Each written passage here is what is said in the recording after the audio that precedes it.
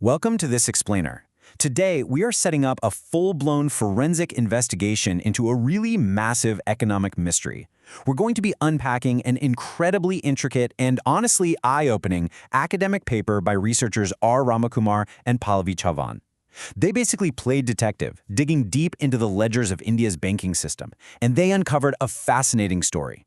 At first glance, it looks like a story of an absolute economic miracle. But, as we're about to see together, the actual data tells a much more complicated tale. Okay, let's dive right into this. We're calling our investigation the X-ray ledger. You know, in the world of public policy and economics, it is so incredibly easy to get blinded by official top-line numbers.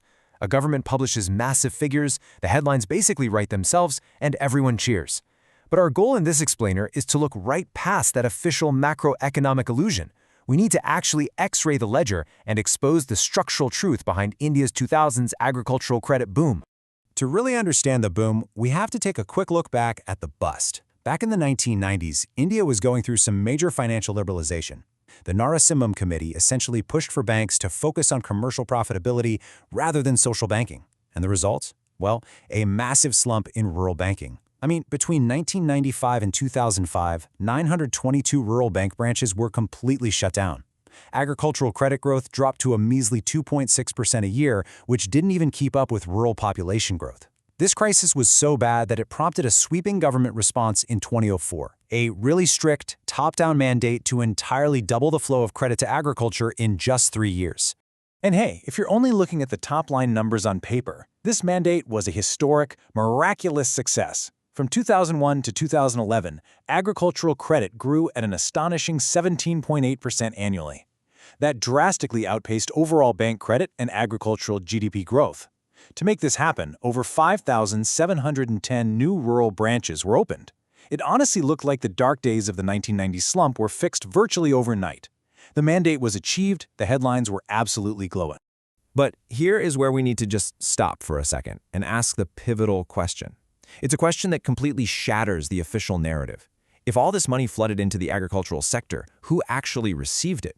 Like, did it actually go to the millions of small, marginal farmers who are out there tilling the land? Well, when Ramakumar and Chavan break down the data to answer that exact question, when they pull apart the ledger and look at the granular, on-the-ground reality, you don't see a miracle. Actually, scratch that. What you see are 6 distinct structural anomalies. You see a system where the money simply didn't go where it was supposed to. So, consider this our investigative dossier. These are the 6 clues we need to audit: the branch population paradox, the rise of indirect credit, the mega loan surge, urbanizing rural finance, the March phenomenon, and the investment decoupling. Let's open up that first file. Number 1 on our list, the branch population paradox, or what we can call an illusion of access. Remember how we heard thousands of new branches were opened? Let's actually look at the physical banking infrastructure on the ground. The general population per branch in India improved drastically, dropping from over 13,000 people per branch in 1990 to just over 13,100 by 2011. Banks were opening branches at a record pace. But the reality for the rural population, it actually worsened. Sure, 5,710 rural branches opened up, but urban and semi-urban expansion took major priority. Rural population growth entirely outpaced the new rural branches. So the end result? The average villager actually had less physical access to a bank branch in 2011 than they did way back in 1990. Let's move to anomaly number 2, the rise of indirect credit, which is really just moving the goalposts. So, if physical branches weren't reaching the farmers, where exactly was the money going?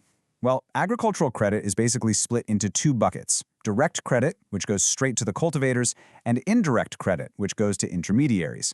And the data here is absolutely stunning. Of the total increase in agricultural credit between 2002 and 2010, a massive 26% was entirely indirect credit.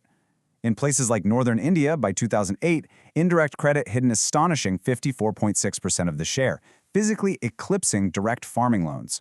Literally, over a quarter of this massive revival bypassed the actual farmer completely. You might be wondering how that even happens. Well, to hit that super aggressive 2004 mandate, the Reserve Bank of India systematically expanded the very definition of what counts as agricultural credit. Just look at how this evolved over time. They added input dealers, then non-banking financial companies. By 2004, they were counting cold storage units located in major cities. By 2007, corporate agribusiness loans up to 10 million rupees counted, and then by 2013, they pushed that limit all the way up to 50 million rupees. So the goalposts were completely shifted. The 2004 mandate was largely achieved not by lending more money to the struggling small farmer on the ground, but by giving massive multi-million rupee loans to corporate entities and simply relabeling them on the books as agricultural credit. Which leads us straight into number 3, the mega loan surge, a massive corporate diversion. This relabeling trick brings us to the sheer size of the individual loans being handed out. Get this, by 2011, 20.4% of total agricultural advances were mega loans exceeding 100 million rupees. Let me just repeat that to let it sink in. 1/5 of the entire agricultural credit portfolio consisted of individual loans over 100 million rupees. Obviously, no small or marginal farmer is taking out a loan of that magnitude. This is where you see a really dramatic structural shift. Back in 1990, the smallest loans, those under 25,000 rupees, made up nearly 60% of all agricultural credit. By 2011, that share had been absolutely decimated, dropping down to just 5.8%. Meanwhile, those mega loans over 100 million rupees, they skyrocketed from just 1.3% up to 20.4%.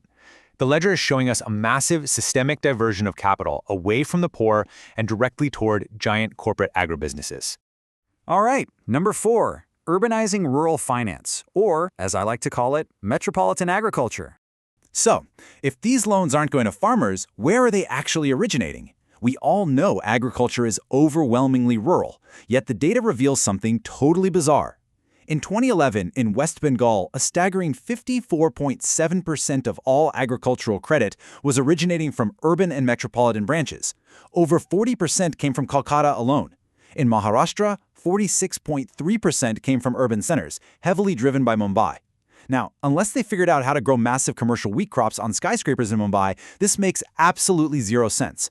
We are seeing a massive boom in so-called agricultural lending originating from high-rise bank branches in some of India's biggest metropolitan cities.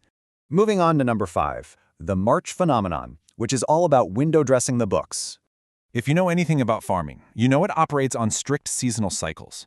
Borrowing really should align with planting seasons, but look at how loans were distributed during the 2008 to 2009 period. Almost half of all agricultural loans for the entire year were issued in just the first 3 months of the calendar year. Nearly a quarter of them, 23.4%, were issued in March alone. Now, March is not a major planting season in India, but you know what March is? It's the very end of the Indian financial year. This crazy spike basically proves that a massive chunk of this lending wasn't driven by actual crop cycles at all.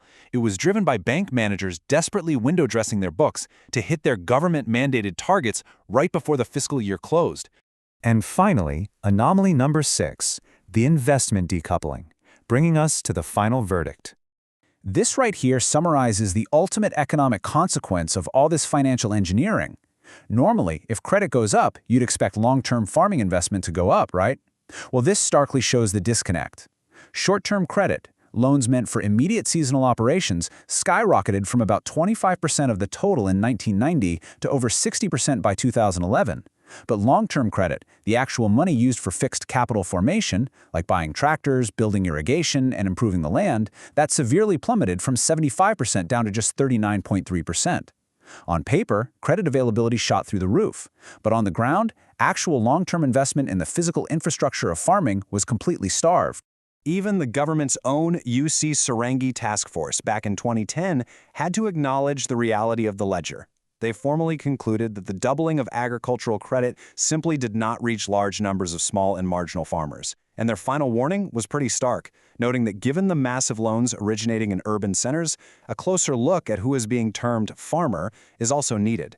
The data impartially proves that the boom bypassed the direct cultivator. So we've X-rayed the ledger, and the structural truth is pretty clear. The massive figures celebrated as a huge rural revival were largely a mirage constructed by shifting definitions, corporate megaloans, and end-of-year fiscal window dressing. Which leaves us with this final thought to ponder.